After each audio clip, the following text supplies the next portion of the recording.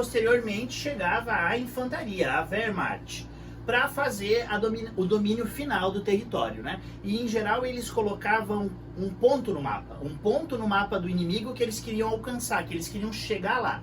E assim eles faziam esse ataque coordenado até chegar naquele ponto.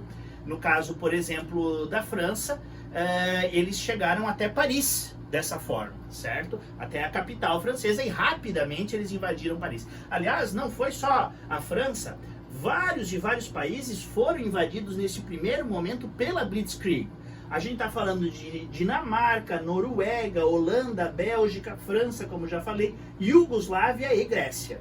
Então é por isso que a gente diz que nesse primeiro momento da Segunda Guerra Mundial havia uma liderança, havia um protagonismo do eixo, né? Olha a forma como eles conseguem expandir o domínio da Alemanha nesse momento aqui, né? Olha como o regime nazista consegue realmente fazer tantas anexações e invasões dentro do território europeu.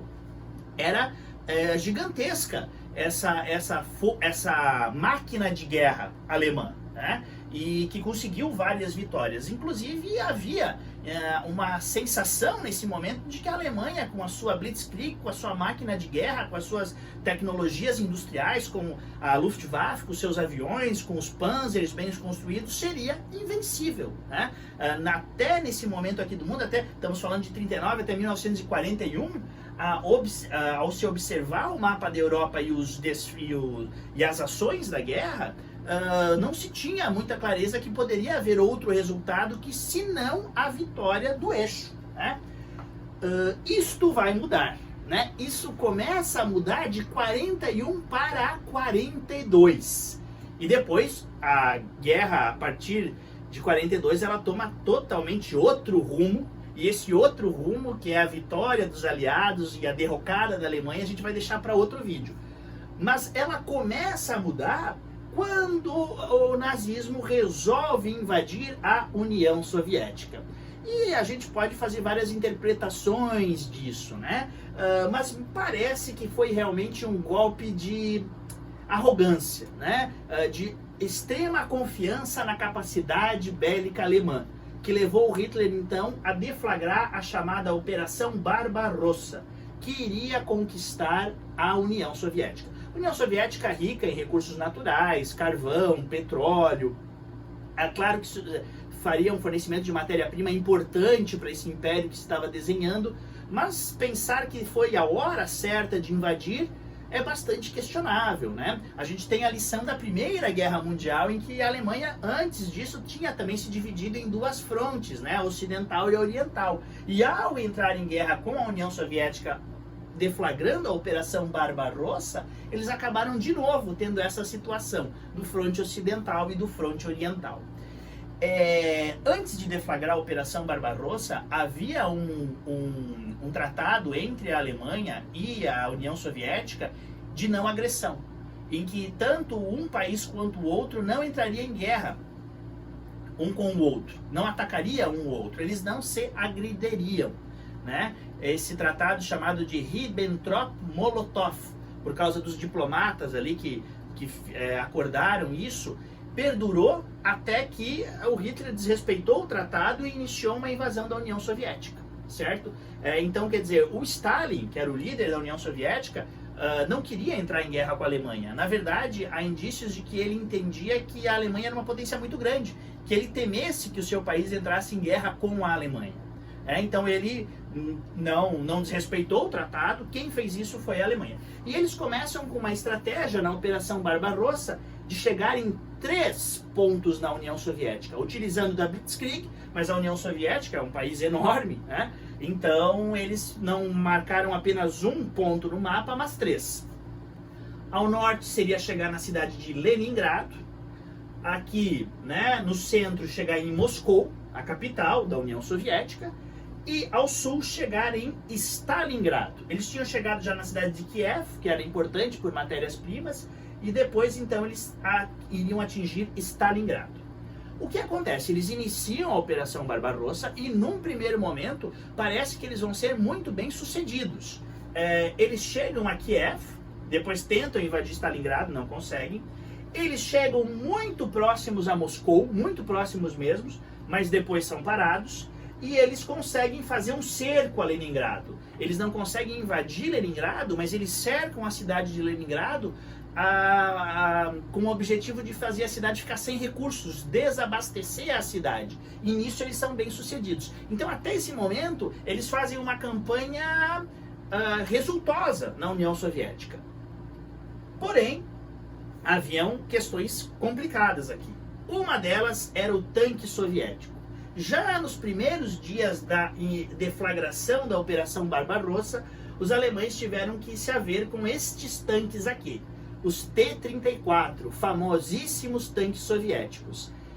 Eles eram fáceis de fazer, a União Soviética conseguia produzir eles numa velocidade enorme, não é à toa que eles tinham muitos desses T-34, e os T-34 eram tanques de guerra extremamente eficientes. Eles tinham um projeto, por exemplo, um design em que as balas não conseguiam, elas acabavam ricocheteando aqui na blindagem dele. Ele era um tanque preparado aí para o território soviético. A força de tiro do tanque era bastante grande.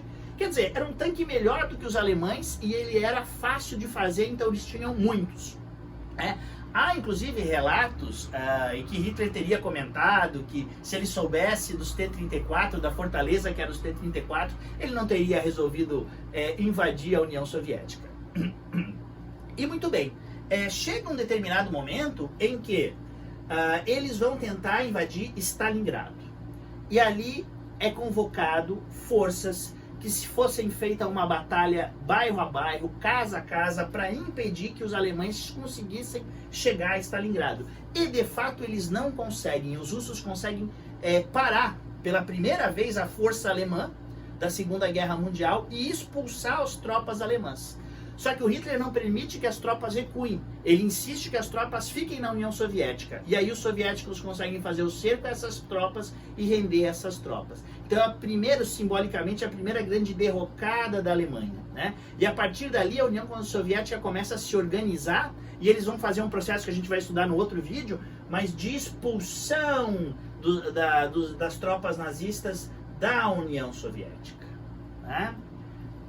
Bom, e outro acontecimento que marca essa alteração de rumos da guerra é exatamente o ataque japonês à base naval americana de Pearl Harbor, né?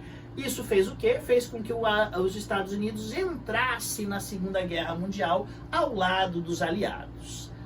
Isso também, obviamente, com toda a potência, com toda a força industrial americana, mudou os rumos da guerra. Como a gente já falou, o Japão tinha pretensões imperialistas no Pacífico, e então ele resolve atacar uma base americana que ficava no Pacífico, né?